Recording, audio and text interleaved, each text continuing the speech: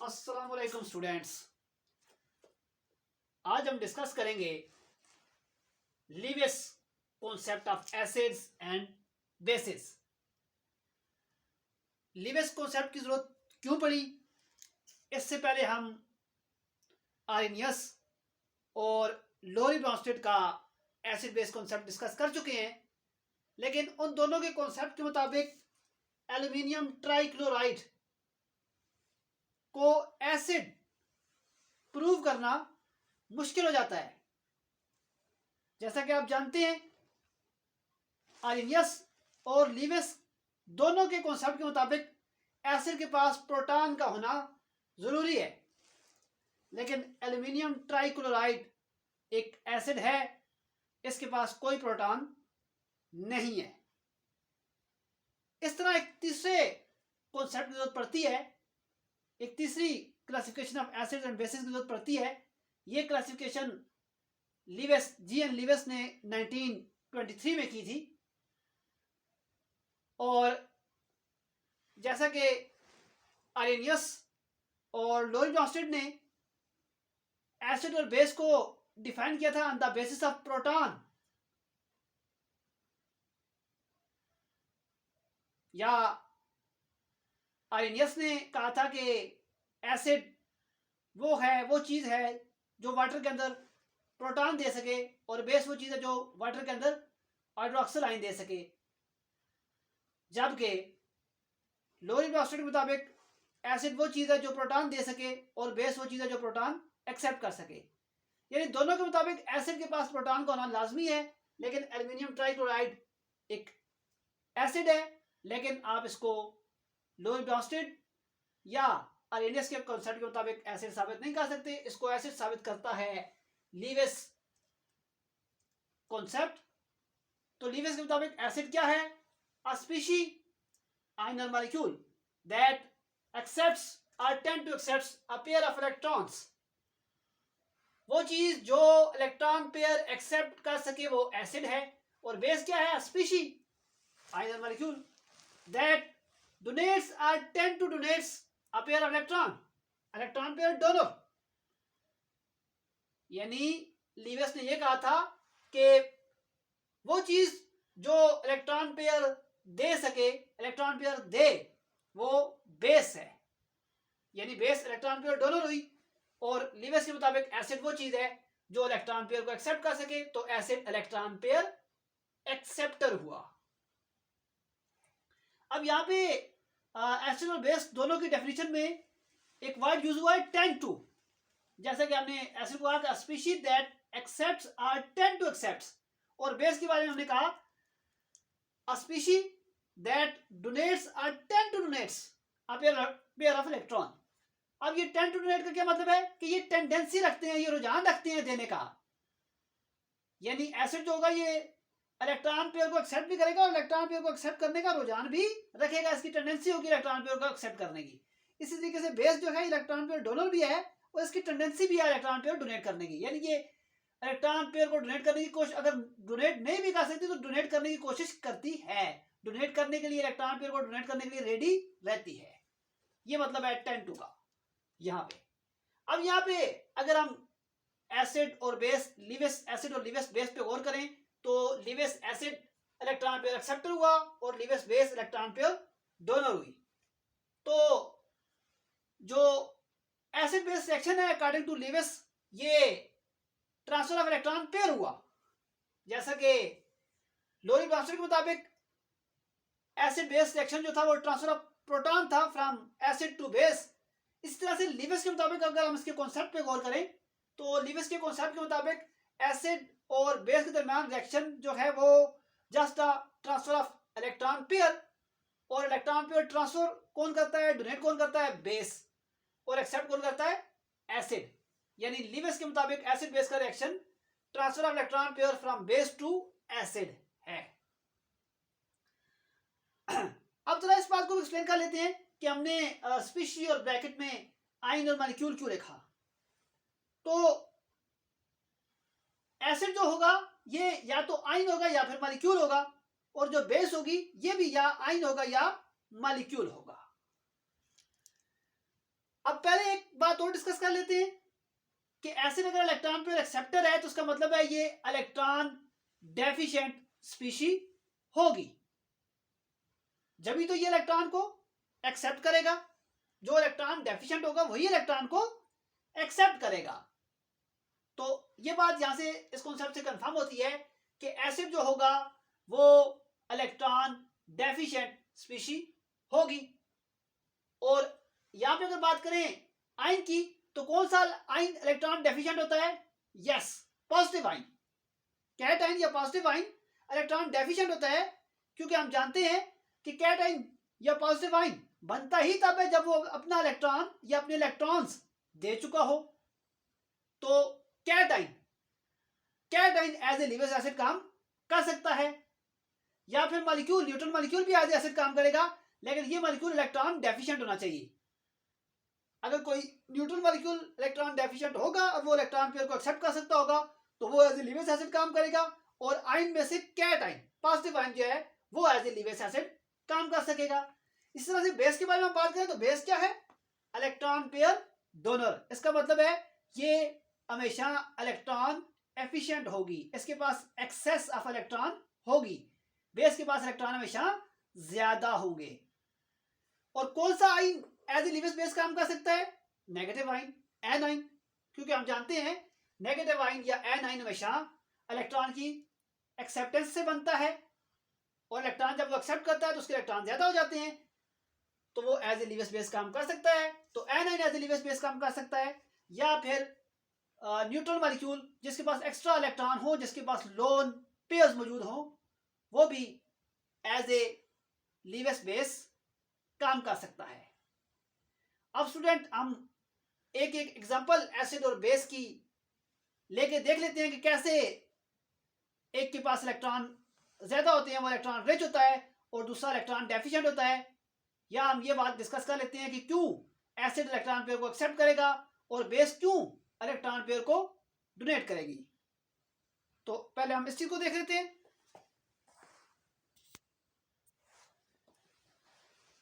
Students, aluminium trichloride AlCl3 हमारे पास एक acid है जो कि लिविंग एसिड है। चूंकि इसको हम लिविंग कॉन्सेप्ट को अप्लाई करके एसिड कह रहे हैं तो हम इसको लिविंग एसिड कह सकते हैं।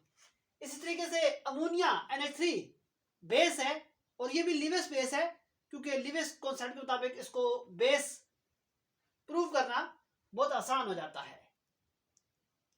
अब क्यों एल्यूमिनियम ट्राइक्लोराइड इलेक्ट्रॉन पेयर को एक्सेप्ट करेगा और क्यों अमोनिया जो है वो इलेक्ट्रॉन पेयर डोनर होगा, क्यों ये इलेक्ट्रॉन पेयर को डोनेट करेगा? तो पहले हम एल्यूमिनियम ट्राइक्लोराइड को डिस्कस करते हैं। जैसा कि हम जानते हैं एल्यूमिनियम ने 3 क्लोरीन के साथ कोवेलेंट बॉन्ड बनाया हुआ है। एल्यूमिनियम पीरियोडिक टेबल के 3rd A ग्रुप से बिलोंग करता है, तो इसकी वैलेंसी 3 है, इसके लास्ट शेल में 3 इलेक्ट्रॉन होते हैं। तो इसने 3 सिंगल कोवेलेंट बॉन्ड क्लोरीन के साथ बनाए हुए हैं। क्योंकि एल्यूमिनियम तीसरे ग्रुप में से है, इसके लास्ट शेल में 3 इलेक्ट्रॉन है, तो ये 3 ही बॉन्ड बना सकता है। तो इसने तीनों बॉन्ड बनाए हुए और तीनों सिंगल बॉन्ड हैं, सिंगल कोवेलेंट बॉन्ड हैं। इसी तरीके से क्लोरीन जो है ये पीरियोडिक टेबल के 7th A ग्रुप में पाया जाता है। इसके लास्ट शेल में 7 इलेक्ट्रॉन हैं और ये एक ही बॉन्ड बना सकता है। तो हर क्लोरीन ने एक ही बॉन्ड बनाया हुआ है, सिंगल कोवेलेंट बॉन्ड। अब हम जरा इनका डॉट एंड क्रॉस फार्मूला देख लेते हैं।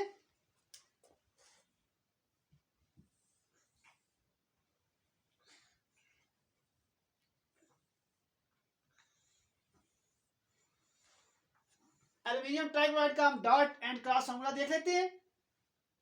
जैसा कि हम ऑलरेडी जानते हैं कि एक सिंगल कोवेलेंट बॉन्ड एक इलेक्ट्रॉन पेयर के मिलने से बनता है, और हम ये भी जानते हैं कि कोवेलेंट बॉन्ड जो होता है वो दोनों पार्टनर के शेयरिंग ऑफ इलेक्ट्रॉन से बनता है। तो अगर एल्यूमिनियम को हम देखें तो उसने तीनों क्लोरीन के साथ एक एक सिंगल कोवेलेंट बॉन्ड बनाया हुआ है। तो एक एक इलेक्ट्रॉन, डॉट से मैंने शो किया है एल्यूमिनियम के इलेक्ट्रॉन्स को, एक एक इलेक्ट्रॉन एल्यूमिनियम ने शेयर किया हुआ है हर क्लोरीन के साथ, और क्लोरीन खुद 7th ग्रुप में है, तो इसके लास्ट शेल में 7 इलेक्ट्रॉन हुए। तो जो 6 इलेक्ट्रॉन इसके पास 3 पेयर, वो तो यहाँ में मैंने शो कर दिए एज ए लोन पेयर, और एक इलेक्ट्रॉन जो मैंने क्लास से शो किया हुआ है इसने एल्यूमिनियम के साथ शेयर किया हुआ है, तो ये एक सिंगल कोवेलेंट बॉन्ड कंप्लीट होता है। इस तरह से हर क्लोरीन ने एक इलेक्ट्रॉन शेयर करके सिंगल कोवेलेंट बॉन्ड को कंप्लीट किया हुआ है। एक इलेक्ट्रॉन एल्यूमिनियम जो है 3 सिंगल कोवेलेंट बॉन्ड बना रहा है, तो जैसा कि एक सिंगल कोवेलेंट बॉन्ड 2 इलेक्ट्रॉन के मिलने से बनता है, तो एक इलेक्ट्रॉन शेयर कर रहा है, कंट्रीब्यूट कर रहा है शेयरिंग के लिए एल्यूमिनियम, जो कि मैंने डॉट से शो किया हुआ है, और एक इलेक्ट्रॉन सिंगल कोवेलेंट बॉन्ड बनाने के लिए शेयरिंग के लिए कंट्रीब्यूट कर रहा है क्लोरीन, जिसको मैंने क्रॉस से शो किया हुआ है। अब जो इलेक्ट्रॉन शेयर होते हैं, ये आप दोनों एलिमेंट्स के खाते में काउंट कर सकते हैं। यहाँ पे आप देख सकते हैं कि क्लोरीन का ऑक्टेट कंप्लीट है। जैसा कि हम ऑलरेडी जानते हैं कि एलिमेंट्स बॉन्डिंग इसलिए करते हैं कि इनका ऑक्टेट या डुप्लेट कंप्लीट हो जाए। तो अगर आप क्लोरीन को देखें, तो क्लोरीन के पास 6 इलेक्ट्रॉन ऑलरेडी इसके लास्ट शेल में मौजूद है लोन पेयर के स्वरूप में, और 2 इलेक्ट्रॉन ये वाले बन जाएंगे इसके पास, क्योंकि ये शेयर्ड इलेक्ट्रॉन्स हैं। ये आप एल्यूमिनियम के खाते में भी काउंट कर सकते हैं दोनों को, और क्लोरीन के खाते में भी, यानी ये जो शेयर्ड दरम्यान वाली जगह पे हैं जितने भी इलेक्ट्रॉन्स, ये दो और ये दो, ये आप इनको आप क्लोरीन के खाते में भी काउंट कर सकते हैं और एल्यूमिनियम के खाते में भी काउंट कर सकते हैं, क्योंकि ये शेयर्ड है। शेयर्ड का मतलब ये है कि ये दोनों कैसे में आएंगे। तो हर क्लोरीन का ऑक्टेट कंप्लीट है, 6 इलेक्ट्रॉन ऑलरेडी इसके पास, और 2 ये शेयर वाले, 6 और 2 8, ऑक्टेट कंप्लीट है। इस क्लोरीन को देखें, वही वाला हाल है, 6 3 लोन पेयर और 2 ये वाले 8। इस क्लोरीन को देखें, 6 लोन पेयर इसके पास जो ऑलरेडी मौजूद है, और 2 ये इलेक्ट्रॉन डाल के इसके भी 8। इसका ऑक्टेट कंप्लीट है। लेकिन अगर आप देखेंगे एल्यूमिनियम की जानिब, तो एल्यूमिनियम का ऑक्टेट कंप्लीट नहीं है। एल्यूमिनियम के पास बॉन्डिंग करने के बाद भी कितने इलेक्ट्रॉन्स आ रहे हैं? 2 4 6 इलेक्ट्रॉन आ रहे हैं। हालांकि एलिमेंट्स बॉन्डिंग इसलिए करते हैं कि ऑक्टेट कंप्लीट हो, तो ऑक्टेट कंप्लीट करने के पास कितनी कमी है? Shortage of 2 electron. इसके पास 2 इलेक्ट्रॉन्स की कमी है। 2 इलेक्ट्रॉन का मतलब एक पेयर ऑफ इलेक्ट्रॉन की कमी है, इसलिए aluminium trichloride as a Lewis acid काम करता है। चूंकि इसके पास एक इलेक्ट्रॉन पेयर की कमी है, तो ये इलेक्ट्रॉन पेयर को एक्सेप्ट कर सकता है। और अब अगर हम आ जाते हैं अमोनिया के ऊपर, NH3 के ऊपर, कि ये क्यों एज ए लीवियस बेस काम करता है। उसी तरह से नाइट्रोजन में भी 3 सिंगल कोवेलेंट बॉन्ड बनाए हुए हैं हर हाइड्रोजन के साथ, और सिंगल कोवेलेंट बॉन्ड बनाए हुए हैं। अब ये है कि नाइट्रोजन पीरियोडिक टेबल के 5th ग्रुप से बिलोंग करता है, तो इसके लास्ट शेल में कितने इलेक्ट्रॉन हुए? 5, क्योंकि हमें पता है कि एलिमेंट जिस ग्रुप में होता है उसके लास्ट शेल में उतने इलेक्ट्रॉन भी होते हैं। तो 3 इसने यूज कर दिए बॉन्डिंग में। ये डॉट एंड क्रॉस फॉर्मूला अगर आप देखेंगे, तो हम देख सकते हैं कि 2 इसके पास लोन पेयर के साथ मौजूद है, और 3 इलेक्ट्रॉन, एक ये वाला, एक ये वाला, एक ये वाला। नाइट्रोजन शेयर कर रहा है, कंट्रीब्यूट कर रहा है शेयरिंग के लिए to make single covalent bond with hydrogen, ताकि हाइड्रोजन के पास साथ सिंगल कोवेलेंट बॉन्ड बना सके। तो अब नाइट्रोजन का ऑक्टेट तो कंप्लीट है। कैसे? 2 4 6 और 2 ये वाले लोन पेयर वाले, ऑक्टेट कंप्लीट है इसका। और हाइड्रोजन डुप्लेट कंप्लीट कर रहा है। यहाँ पे हर हाइड्रोजन के देखें 2 उसके पास मौजूद है, क्योंकि ये शेयर्ड इलेक्ट्रॉन है। हम इनको नाइट्रोजन खाते में भी काउंट करेंगे और हाइड्रोजन के खाते में भी काउंट करेंगे। तो हर हाइड्रोजन का आप देख सकते हैं डुप्लेट कंप्लीट है। लेकिन नाइट्रोजन के पास क्या है? एन एक्स्ट्रा इलेक्ट्रॉन पेयर या लोन पेयर है। ये इलेक्ट्रॉन इसके पास एक्स्ट्रा हैं। लोन पेयर क्या होते हैं? ऐसे इलेक्ट्रॉन का ऐसा पेयर जो लास्ट शेल में, वैलेंस शेल में मौजूद हो, लेकिन बॉन्डिंग में हिस्सा ना ले रहा हो, तो उस पेयर ऑफ इलेक्ट्रॉन को हम लोन पेयर कह सकते हैं। अब अमोनिया को अगर आप देखें, तो हाइड्रोजन का डुप्लेट कंप्लीट है, वो सेटिस्फाई है। नाइट्रोजन का ऑक्टेट कंप्लीट भी है, लेकिन फिर भी इसके पास 2 इलेक्ट्रॉन एक्स्ट्रा हैं। तो अब अमोनिया एज ए बेस काम कर सकता है, क्योंकि इसके पास एक एक्स्ट्रा इलेक्ट्रॉन है इलेक्ट्रॉन पेयर है ये इस इलेक्ट्रॉन पेयर को डोनेट कर सकता है। ये एक वजह थी कि क्यों aluminium trichloride as a Lewis acid काम कर रहा है, क्यों ये इलेक्ट्रॉन पेयर को एक्सेप्ट करता है, और क्यों ammonia as a Lewis base काम कर रहा है, या क्यों ये इलेक्ट्रॉन पेयर को डोनेट करता है। Aluminium trichloride as a acid क्यों काम करता है, या इलेक्ट्रॉन पेयर को क्यों एक्सेप्ट करता है, और ammonia as a Lewis base क्यों काम करता है, या इलेक्ट्रॉन पेयर को डोनेट क्यों करता है, इसकी एक वजह और भी आप बता सकते हैं। वो ये है कि जो स्पीशी या जो मॉलिक्यूल जितना न्यूट्रल होगा उतना स्टेबल होगा। न्यूट्रल होने का मतलब है ना उसके पास एक्स्ट्रा पॉजिटिव चार्ज हो, ना उसके पास एक्स्ट्रा नेगेटिव चार्ज हो। अब जब हम कहते हैं कि एल्यूमिनियम के पास इलेक्ट्रॉन्स की कमी है, बजाय उसके ऊपर चार्ज नहीं है, एल्यूमिनियम ट्राइक्लोराइड में जब हम कहते हैं कि इसके पास इलेक्ट्रॉन्स की डेफिशिएंसी है, कमी है, बजाय उसके ऊपर कोई चार्ज नहीं है, लेकिन इलेक्ट्रॉन की कमी क्या शो कर रही है कि इसके पास पॉजिटिव चार्ज ज्यादा है, इलेक्ट्रॉन पे नेगेटिव चार्ज है, वो अगर कम है तो दूसरे लफ्जों में हम कह सकते हैं इसके पास पॉजिटिव चार्ज ज्यादा है, तो ये इलेक्ट्रॉन को तो लेगा। और इसी तरीके से जब हम बात करते हैं अमोनिया की, तो इसके पास ये एक्स्ट्रा इलेक्ट्रॉन है, मतलब इसके पास एक्स्ट्रा नेगेटिव चार्ज है, तो ये एक्स्ट्रा नेगेटिव चार्ज को खत्म कैसे करेगा, इन इलेक्ट्रॉन्स को देके।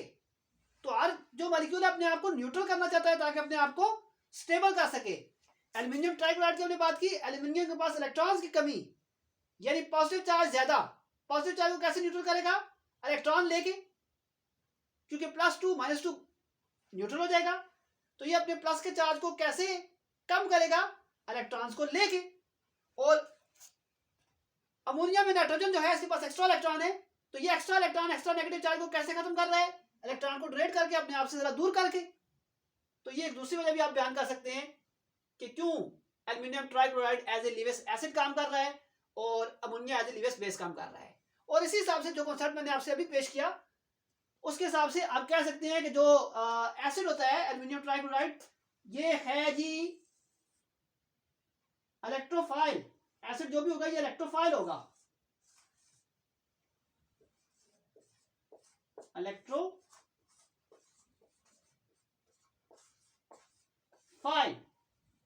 इलेक्ट्रोफाइल का मतलब ये क्या है, इलेक्ट्रॉन लवर है, इसको इलेक्ट्रॉन चाहिए, ये इलेक्ट्रॉन से लव करता है, इसको इलेक्ट्रॉन चाहिए। इलेक्ट्रो मीन इलेक्ट्रॉन्स और फाइल मीन लवर, ये इलेक्ट्रॉन लवर है। इलेक्ट्रॉन लवर क्यों है, मैंने अभी वजह आपको बताई, क्योंकि इसके पास एक तरह से पॉजिटिव चार्ज ज्यादा बन रहा है। इलेक्ट्रॉन की कमी का मतलब इसके पास पॉजिटिव चार्ज ज्यादा है, तो पॉजिटिव चार्ज को न्यूट्रल करने के लिए इलेक्ट्रॉन पे नेगेटिव चार्ज है, वो इसको चाहिए, तो ये इलेक्ट्रोफाइल हुआ। और जो बेस है या अमोनिया है, जो लीवियस बेस है, ये क्या हुई, ये हुई जी न्यूक्लियोफाइल।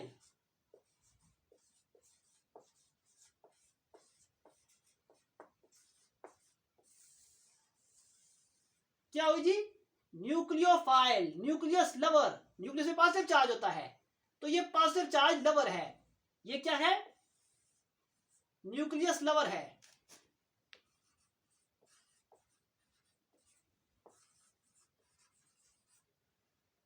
न्यूक्लियस में पॉजिटिव चार्ज है तो उसको पॉजिटिव चार्ज चाहिए।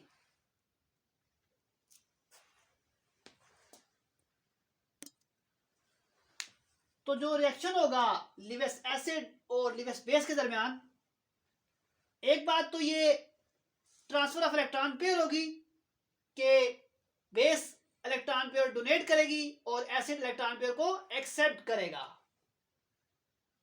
और जो है एल्यूमिनियम ट्राइक्लोराइड या एसिड होगा, ये हमेशा इलेक्ट्रॉन डेफिशिएंट होगा। सॉरी, मैं यहां पे इलेक्ट्रॉन रिच लिख किया, ये हमेशा इलेक्ट्रॉन डेफिशिएंट होगा।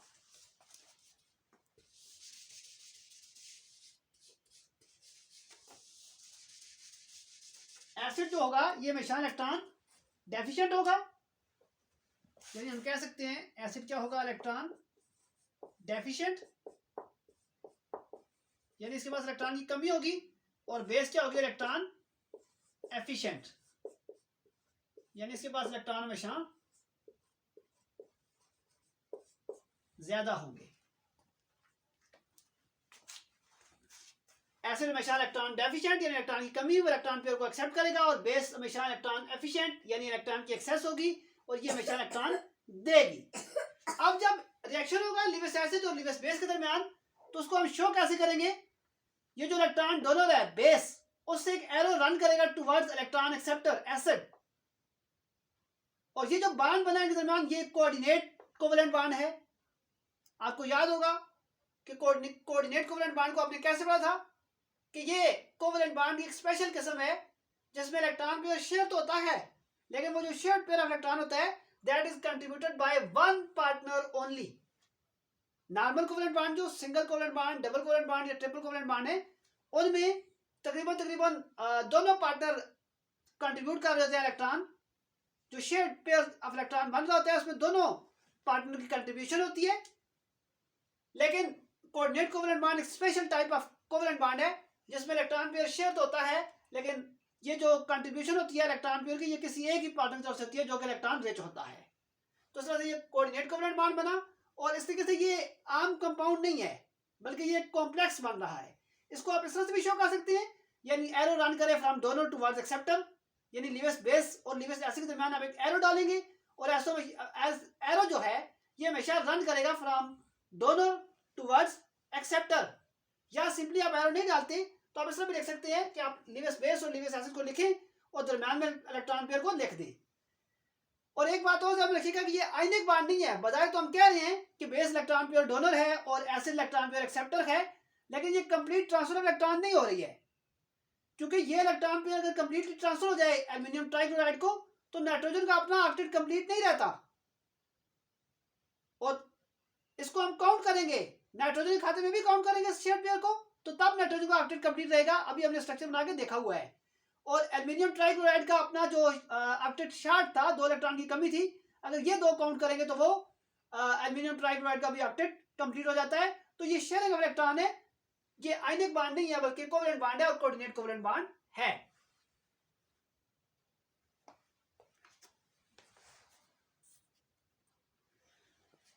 अब अगर हम कुछ एग्जांपल्स लें लिविस एसिड और लिविस बेसिस की, तो लिविस एसिड कौन कौन से हैं? BF3 लिविस एसिड की एग्जांपल है, हाइड्रोजन आयन लिविस एसिड की एग्जांपल है, और लिविस बेस की एग्जांपल्स हमारे पास हैं अमोनिया और वाटर। अब यहाँ पे आप देख सकते हैं BF3 एक न्यूट्रल मॉलिक्यूल है, लेकिन इसका ऑक्टेट कंप्लीट नहीं है, तो ये एज ए लिविस एसिड काम कर रहा है। जबकि हाइड्रोजन आयन एक कैट आयन है और कैट आयन के पास हमेशा इलेक्ट्रॉन्स की डेफिशिएंसी होती है, कमी होती है, तो ये एज ए लिविस एसिड काम कर रहा है। जबकि हमारे पास अमोनिया और वाटर दोनों जो एज ए लिविस बेस काम कर रहे हैं, यहाँ पे ये न्यूट्रल मॉलिक्यूल्स है लेकिन इनके पास लोन पेयर्स हैं।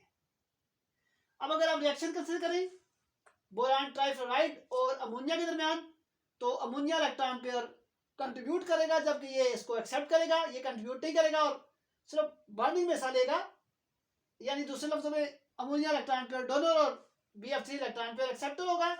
इस बांड को लिखने का तरीका ये है कि हम एक एरो डालेंगे फ्रॉम डोनर टुवर्ड्स एक्सेप्टर और लिविस एसिड और लिविस बेस दोनों को लिख देंगे, और इस तरह ये एक कॉम्प्लेक्स बनेगा जो हमारे पास बोरान ट्राइफ्लोराइड और अमोनिया के दरमियान कोऑर्डिनेट कोवेलेंट बांड बन गया है। ये पूरा हमारे पास क्या बन गया? एक कॉम्प्लेक्स बन गया है।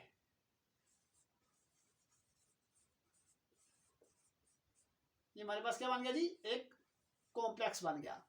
हमेशा जब न्यूट्रल मॉलिक्यूल्स लिविस एसिड और न्यूट्रल लिविस बेस आपस में कोऑर्डिनेट कोवेलेंट बांड बनाएंगे तो उनकी बाइंडिंग से हमेशा हमारे पास जो बनेगा वो क्या होगा? कॉम्प्लेक्स होगा। ये कंपाउंड नहीं है बल्कि कॉम्प्लेक्स है। डिफरेंट एलिमेंट्स आपस में मिलकर कंपाउंड बनाते हैं और डिफरेंट कंपाउंड्स आपस में मिलकर कॉम्प्लेक्स बनाते हैं, तो ये भी हमारे पास एक कॉम्प्लेक्स है। दूसरी एग्जांपल अगर हम कंसीडर करें तो अमोनिया लिविस बेस और हाइड्रोजन आयन या proton as a Lewis acid, और इसको भी लिखने का वही तरीका है। अमोनिया से रन कर रहा है एरो टुवर्ड्स हाइड्रोजन और इसको हम अमोनियम आयन कहते हैं। इसके ऊपर पॉजिटिव चार्ज आ जाएगा इस एक्स्ट्रा हाइड्रोजन की वजह से। नामली NH3 था, ये न्यूट्रल मॉलिक्यूल था, लेकिन जो एक्स्ट्रा प्रोटॉन इसके पास आया उसकी वजह से ओवरऑल इसके ऊपर एक चार्ज आ गया है और ये कैट आयन बन गया है और इसको हम अमोनियम आयन कहते हैं। अमोनिया से अमोनियम आयन। अगली एग्जांपल अगर हम कंसीडर करें तो water as a Lewis base काम कर रहा है क्योंकि इसके पास दो लोन पेयर्स हैं। अमोनिया के पास भी लोन पेयर था तो वो लीवियस बेस के तौर पर काम कर रहा था, और वाटर भी इसके पास तो दो लोन पेयर्स हैं, ये भी एज ए लीवियस बेस काम कर सकता है। और प्रोटॉन या हाइड्रोजन आयन यहाँ पे एज ए लीवियस एसिड काम कर रहा है। और जब इन दोनों के दरमियान बॉन्ड बनता है तो वही एरो रन करेगा फ्रॉम वाटर यानी डोनर टुवर्ड्स एक्सेप्टर यानी हाइड्रोजन, और ओवरऑल इस हाइड्रोजन की वजह से इस ट्यूबल में चार्ज आ जाएगा, और ये जो पॉजिटिव आयन है, ये जो कैट आयन है, इसको हम हाइड्रोनियम आयन कहते हैं। स्टूडेंट, ये था लीवियस का एसिड बेस कॉन्सेप्ट। एक दफा इसको समराइज कर लेते हैं। लीवियस के मुताबिक एसिड इलेक्ट्रॉन पेयर एक्सेप्टर होता है और बेस इलेक्ट्रॉन पेयर डोनर होती है। लीवियस के मुताबिक एसिड हमेशा इलेक्ट्रॉन डेफिशिएंट स्पीशी होगा, यानी ये मॉलिक्यूल भी हो सकता है और आयन भी हो सकता है। तो आयन अगर होगा एज ए लीवियस एसिड काम करेगा तो वो कैट आयन करेगा क्योंकि उसके पास इलेक्ट्रॉन की कमी है। और न्यूट्रल मॉलिक्यूल जो एज ए लीवियस एसिड काम करेगा, कोई भी ऐसा न्यूट्रल मॉलिक्यूल जिसका ऑक्टेट कंप्लीट ना हो या जिसके पास इलेक्ट्रॉन्स की डेफिशिएंसी हो, वो एज ए लीवियस एसिड काम कर सकता है। कोऑर्डिनेशन कंपाउंड भी अक्सर एम्प्टी जो है वो डी और एफ सब शर्त की वजह से लीवियस एसिड काम करते हैं। और वैसे जो न्यूट्रल मॉलिक्यूल हैं जिनका ऑक्टेट कंप्लीट ना हो, बॉन्डिंग के बाद भी ऑक्टेट कंप्लीट ना हो, तो वो भी एज ए लीवियस एसिड काम करते हैं। इस तरह से लीवियस बेस जो है ये इलेक्ट्रॉन रिच स्पीशी होगी, और ये भी आयन भी हो सकता है, यानी एन आयन के पास हमेशा एक्स्ट्रा इलेक्ट्रॉन होते हैं, तो anion as a Lewis base काम कर सकता है। या फिर न्यूट्रल मॉलिक्यूल, ऐसा मॉलिक्यूल जिसके पास लोन पेयर ऑफ इलेक्ट्रॉन्स मौजूद हों। लोन पेयर ऑफ इलेक्ट्रॉन क्या होता है? लास्ट शेल में मौजूद ऐसा इलेक्ट्रॉन का पेयर जो वैलेंस शेल यानी लास्ट शेल में मौजूद हो लेकिन बॉन्डिंग में हिस्सा ना ले। तो बेस हमेशा इलेक्ट्रॉन रिच स्पीशी होगी और एसिड हमेशा इलेक्ट्रॉन डेफिशिएंट स्पीशी होगी। और एक और नाम हम इनको दे सकते हैं कि एसिड जो होगा ये हमेशा इलेक्ट्रोफाइल होगा, इलेक्ट्रॉन लवर होगा, उसको इलेक्ट्रॉन चाहिए होंगे। और बेस जो होगी ये हमेशा न्यूक्लियस लवर होगी, न्यूक्लियोफाइल होगी, यानी इसको इलेक्ट्रॉन दूर करने हैं, इसको अपना नेगेटिव चार्ज जरा कम करना है। और लीवियस के मुताबिक जब भी रिएक्शन होगा एसिड और बेस के दरमियान तो ये ट्रांसफर ऑफ इलेक्ट्रॉन पेयर होगा, इलेक्ट्रॉन पेयर बेस से ट्रांसफर होगा एसिड को। और जब भी हम लीवियस एसिड और लीवियस बेस के दरमियान रिएक्शन को लिखते हैं तो इनसे जो कंपाउंड बनता है, जो प्रोडक्ट बनता है, उसको लिखने का खास तरीका है कि इनके लीवियस एसिड और लीवियस बेस के दरमियान कोऑर्डिनेट कोवेलेंट बॉन्ड बनेगा। और इसको लिखने का तरीका ये है कि हम दोनों लीवियस एसिड और लीवियस बेस को लिखेंगे और उनके दरमियान एक एरो डालेंगे, और वो arrow will always run from donors towards acceptor. वो एरो हमेशा दोनों से एक्सेप्टर की तरफ रन कर रहा होगा। स्टूडेंट, अगर आपको वीडियो अच्छी लगी है तो वीडियो को लाइक करें, अपने फ्रेंड्स के साथ शेयर करें, और अगर अभी तक आपने हमारा चैनल सब्सक्राइब नहीं किया तो जल्दी से इसको सब्सक्राइब कर लें और बेल आइकन को भी दबा दें ताकि मेरी नई आने वाली वीडियो के नोटिफिकेशन सबसे पहले आपको मिलते रहें। उम्मीद करता हूँ आपको टॉपिक की समझ आई होगी, लेकिन फिर भी अगर किसी किस्म की कोई कंफ्यूजन हो, कोई प्रॉब्लम हो, तो आप कमेंट करें। इंशाल्लाह मैं आपके मसले को हल करने की पूरी कोशिश करूँगा। Thank you very much. अल्लाह हाफिज़।